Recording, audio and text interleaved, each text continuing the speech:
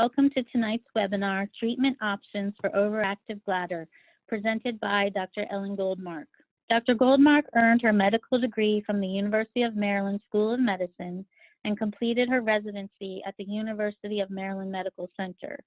Additionally, Dr. Goldmark completed fellowship training in female pelvic medicine and reconstructive surgery at the University of Southern California. She specializes in female urology and sees patients in Chesapeake Urology's Germantown, Rockville, and Wheaton offices. Welcome, Dr. Goldmark. Hi, everybody. Thanks for joining me tonight. I'm Ellen Goldmark, and I'm going to be talking about some ways to regain control over your bladder function. So as Jennifer mentioned, my name is Ellen Goldmark, and I am a urologist. I focus on overactive bladder, stress incontinence, voiding dysfunction. I also see general urology, kidney stones, but the focus of tonight's talk is going to be bladder control. Tell me if anybody can relate to one of these sayings here. Limiting fluids before you go out on a trip somewhere, back when we could travel, missing the best part of a show, back when we could go to movies, and needing a bathroom nearby, feeling like you are worried you're not going to make it. Obviously, in the COVID era, these are less pertinent, but I promise that at some point we'll be able to go to movies, we'll be able to travel. Things that I hear now most often are that people are very nervous to go out and about because they don't want to use a public bathroom or they don't want to use a porta potty. That can be really limiting on people's quality of life. You're not alone. Other people have these issues. I'm always surprised when I hear people in the office talking and they say, I thought I was the only person who had this, or I'm the only person who's wearing pads and nobody talks about this. That's sort of true, but you're not alone. Overactive bladder specifically is a very common condition, and it impacts over 50 million people in the United States.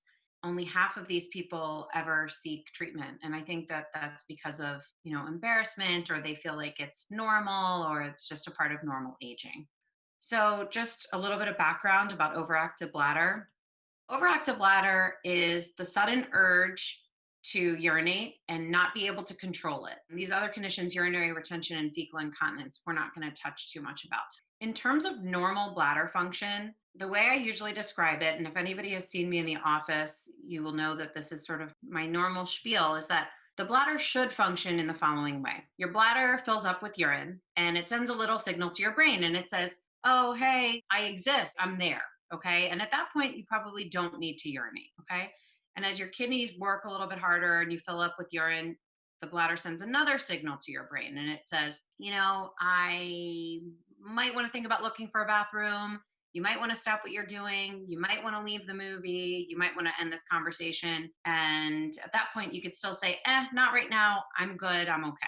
And then the bladder fills up a little bit more. And then it sends a signal to your brain and it says, I really need to go. You really need to stop what you're doing. And at that point, you really need to drop everything and look for a bathroom. Okay. And that's because nerve signals are being sent from your bladder to your brain to let you know when it's time to pee. When you go to pee, nerve signals contract the bladder, relax the urethra and pelvic floor muscles to allow you to urinate. So it's a pretty complicated function. So what is overactive bladder? It's frequency and urgency, and it can often result in unintended urine loss. And that's when your bladder and your brain are not talking to each other and your bladder just kind of does whatever it wants. And that's when you get the key in the door, when you're grocery shopping, or you turn the faucet on and all of a sudden you have to pee, or you think about a toilet when you're in line somewhere and you didn't really have to go, but then you get in line and you really have to go and you have to rush to the bathroom, or you might leak on the way to the bathroom, and that can be really embarrassing. So this can impact your quality of life. It can limit participation in activities. It can reduce social interactions, change your travel plans, make you feel like you don't want to go on that long car trip with friends, make you feel really bad about yourself, feel like you don't want to wear certain clothes, no white jeans, no white clothing, make people feel like they don't want to be intimate sexually, not be at work. Or I hear all the time when people were in an office setting that they felt embarrassed by the number of times that they had to walk past so-and-so's desk to reach the bathroom, that they just felt like they didn't want to get up and go to the bathroom that many times. I think it's important to note that this condition is not just a normal part of aging. It's not just because you're a woman or a man if you have a prostate, or caused by something that you did. Okay, this is nothing that anybody did. It's just, it happens to a lot of people. So, some treatment options. So, the first thing to do is talk to your doctor. And what I often do when people come in for a first visit is we talk about fluid intake. How much fluids are you drinking? Are you drinking a ton of coffee and tea, which are diuretics? That means that it's a fluid that's going to make you, or a substance that's going to make you pee more often. Talk about what we could do, that's sort of simple stuff to potentially modify or improve your condition. Initially, we'll talk about just that. So, lifestyle modification, bladder retraining, trying to focus on ignoring that urgency and trying to give you an increased interval between your urinations. If that doesn't work or that's not for you, then we often talk about medications. There's two kinds of medications that we could use, but a lot of times medications have side effects. They're not always greatly tolerated. And I also sometimes send people to pelvic floor physical therapy. So pelvic floor physical therapy is not just Kegel exercises. The physical therapists really work on core strength and exercises to try to improve need to urinate as frequently. If that doesn't improve things, that's when people come back. We talk about potentially some diagnostic studies where we look in your bladder with a camera, or we study how your bladder functions. And then we talk about what are called advanced therapies, which is what I'm going to go into next, which includes sacral neuromodulation, posterior tibial nerve stimulation, or Botox. So we have the bladder training exercises. That would include pelvic floor physical therapy or timed voiding. Lifestyle changes are the people who drink, a pot of coffee in the morning and then wonder why they're urinating so often. Limiting caffeine and alcohol. And then there's two kinds of medications: beta adrenergic agonists, which some of you may have heard of, called mirabegron or Myrbetriq, and then anticholinergics, which have been around for a long time. So ditropan, oxybutynin, Detrol, those kinds of things. Advanced therapies. So this is posterior tibial nerve stimulation. And the way posterior tibial nerve stimulation works is a nerve treatment. And we use a tiny needle, almost like an acupuncture needle. And we stimulate a nerve behind your ankle. It's an in-office treatment. You come into the office once a week for 12 weeks for 30 minutes a session. And responses are often seen after about 5 to 6 weeks. And if symptoms are improved, it requires a maintenance therapy. So to sort of remind that nerve what it needs to be doing. And that's once every 3 to 4 weeks for a 30-minute session. Okay. And I get a lot of questions about insurance coverage, and Medicare does cover this, usually for several years.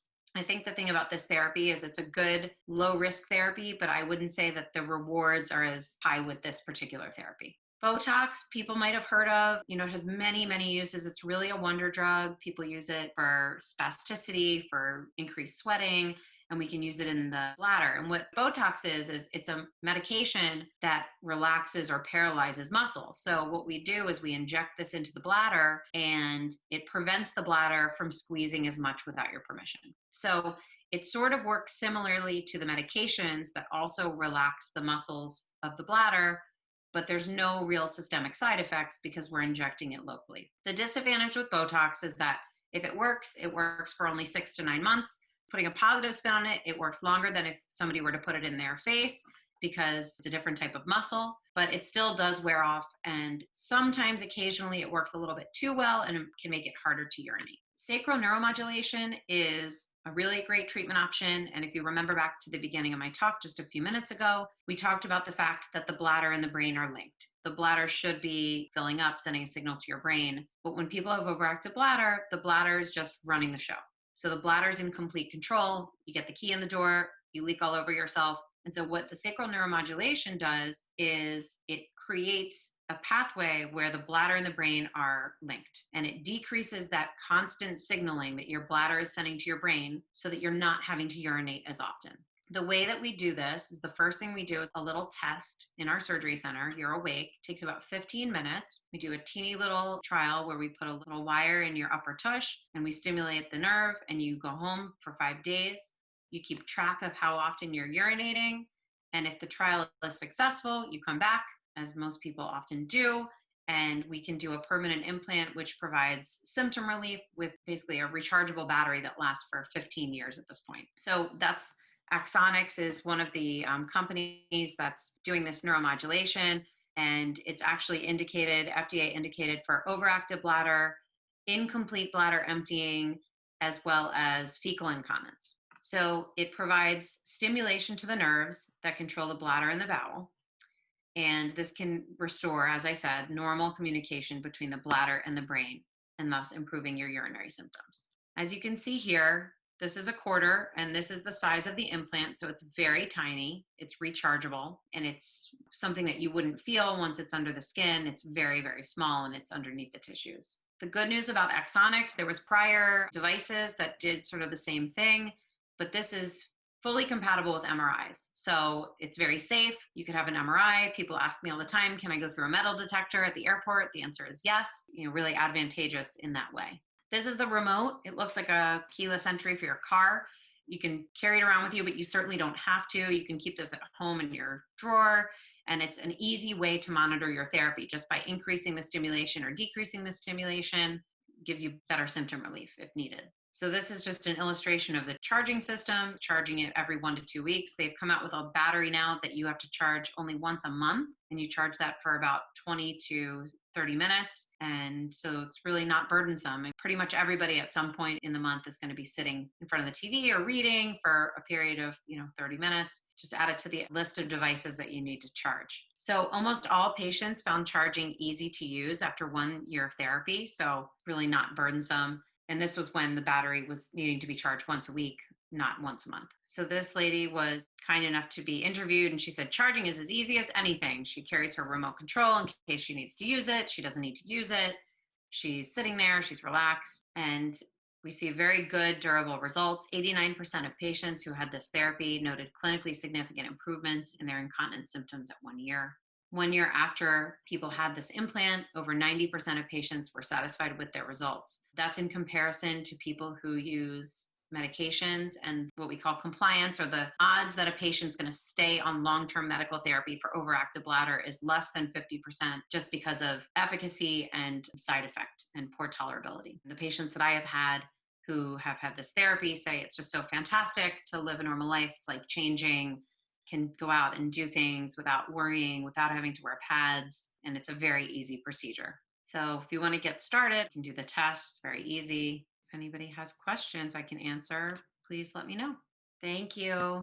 You may also be interested to visit Chesapeake Urology's YouTube channel, where you can find a full catalog of informational videos and webinar recordings. Dr. Goldmark is available for in-person and telehealth appointments. She sees patients in our Germantown, Rockville, and Wheaton offices. For more information or to make an appointment, please visit us at ChesapeakeUrology.com, where self-scheduling is now available.